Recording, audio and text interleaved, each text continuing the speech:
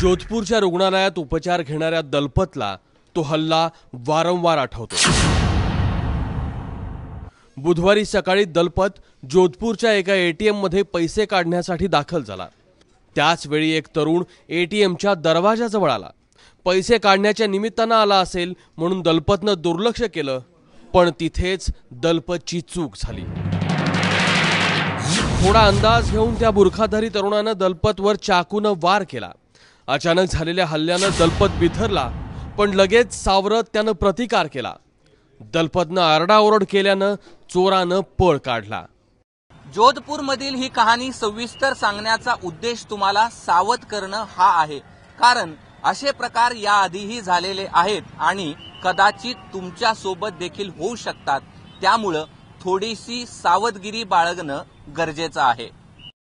ATM मधून पैसे काढताना शक्यतो शुकशुकाट असलेल्या ठिकाणी पैसे काढू नयेत। गजबजलेलं आणि भरपूर उजेड असलेलं एटीएम निवडावं। शक्यतो सुरक्षा रक्षक असलेल्या एटीएम मधूनच पैसे काढावेत। ज्या ठिकाणी दरवाजा लॉक होतो असं एटीएम निवडावं। पैसे काढताना रक्कम कोणाला दिसणार नाही अशी काढावी। एटीएम मधून बाहेर पडताना पैसे मोजत बाहेर पडू नये आणि मोठी रक्कम असल्यास कुणाला तरी एटीएमला सोबतच न्यावं। बंगलोरमधल्या एटीएम मध्ये झालेल्या या हल्ल्यानं एटीएमच्या सुरक्षेचा मुद्दा ऐरणीवर आला होता, पण बँकांनी यातून काहीच धडा घेतलेला दिसत नाही, कारण सुरक्षेच्या नावाखाली एटीएम मध्ये सीसीटीव्ही व्यतिरिक्त काहीच नसतं। जोधपूरमध्ये ज्या प्रकारे एटीएम मध्ये पैसे काढताना हल्ला झाला, त्यानंतर औरंगाबादेत आपण कशा प्रकारे एटीएमची सुरक्षा हे पाहू।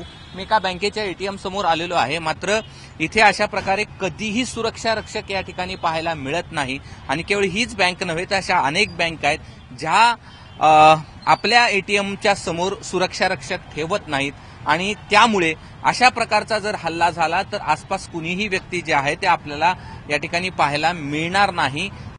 झटपट पैसा कमवण्यासाठी कुणीही कोणत्याही थराला जाऊ शकतं, पण त्यांच्या या अघोरी मार्गात एखाद्या निष्पापाचा जीवही जाऊ शकतो। त्यामुळे बँकांनी एटीएम सक्षम आणि सुरक्षित करण्याची गरज आहे, तर लोकांनी एटीएम मधून पैसे काढताना जरा अधिक सावध राहण्याची गरज आहे। कृष्णा केंडे, एबीपी माझा, औरंगाबाद।